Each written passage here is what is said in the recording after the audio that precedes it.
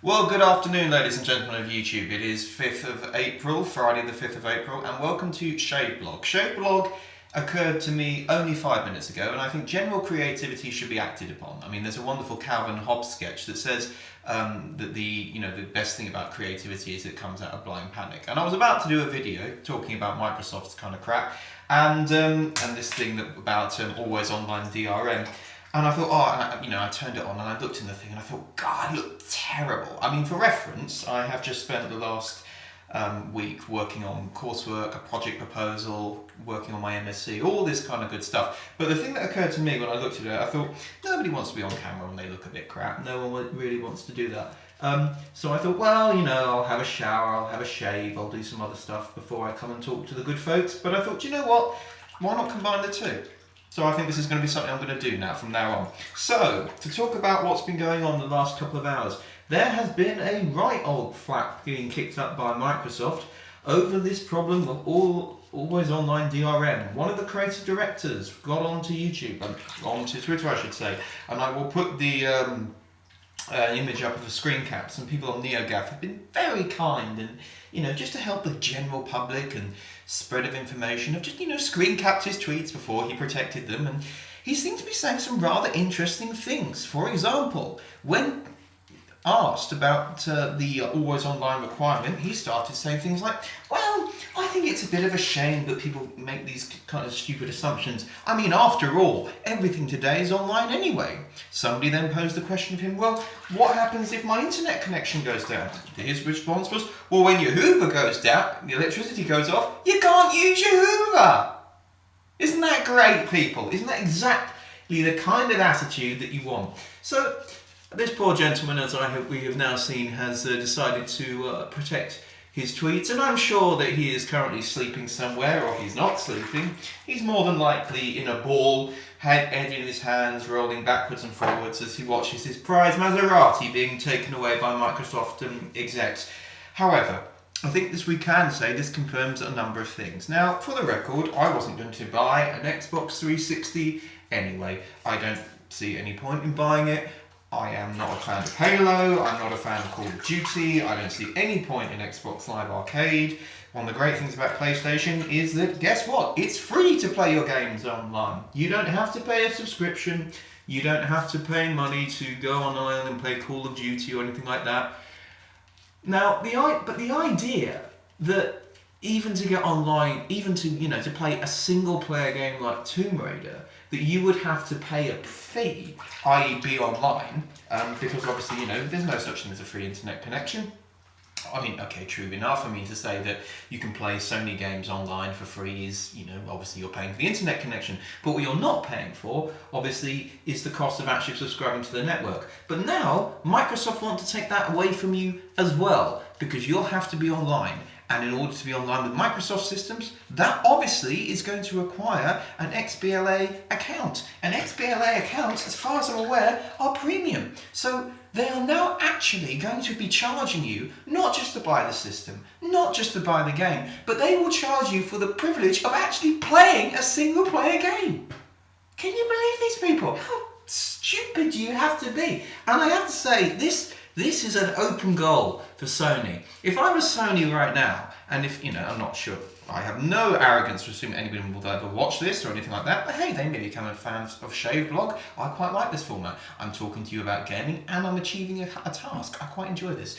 But if they were watching it and they did wish to take my advice, I would say the following to them.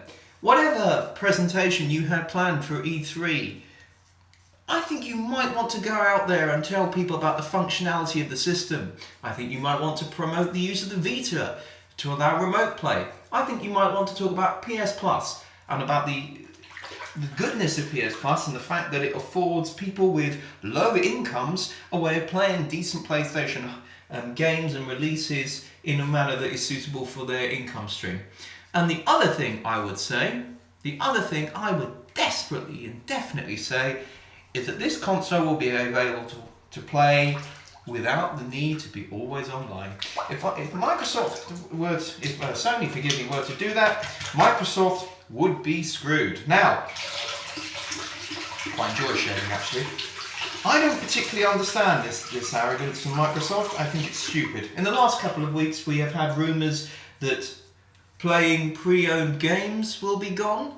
That now we have these rumours about always online, and we also apparently hear that the power of the system is going to be less than a PS4. So we have an inefficient system with an always online DRM implementation. You've also got a situation where in order to play the games online, you would therefore have to pay extra because obviously you need to buy an Xbox account.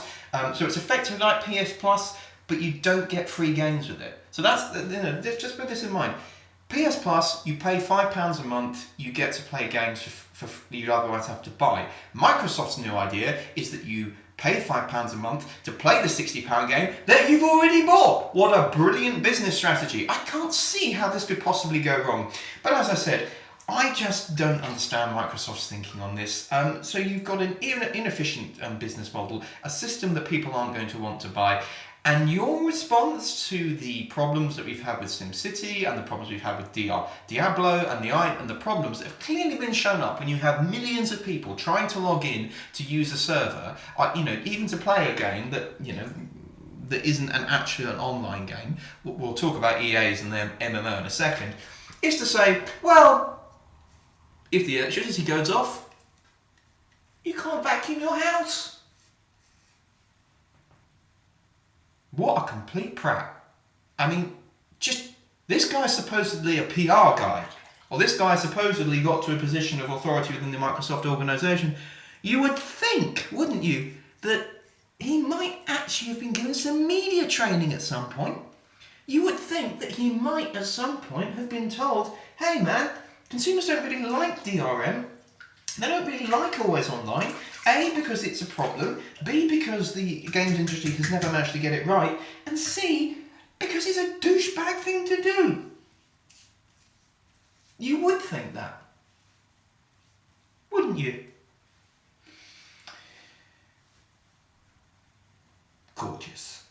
But yeah, so I don't really understand Microsoft, and I certainly don't understand EA's attempts to row back from the SimCity problems by claiming that this game is an MMO.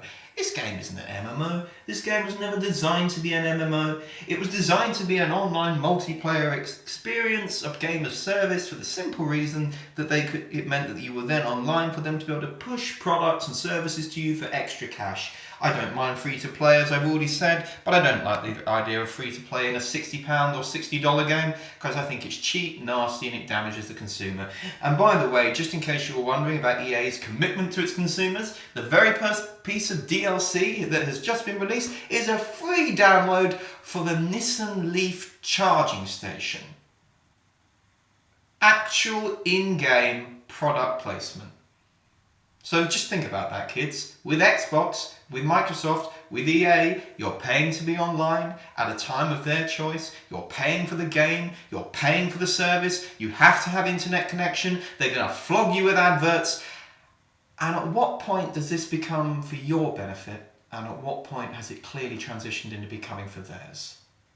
Something to think about.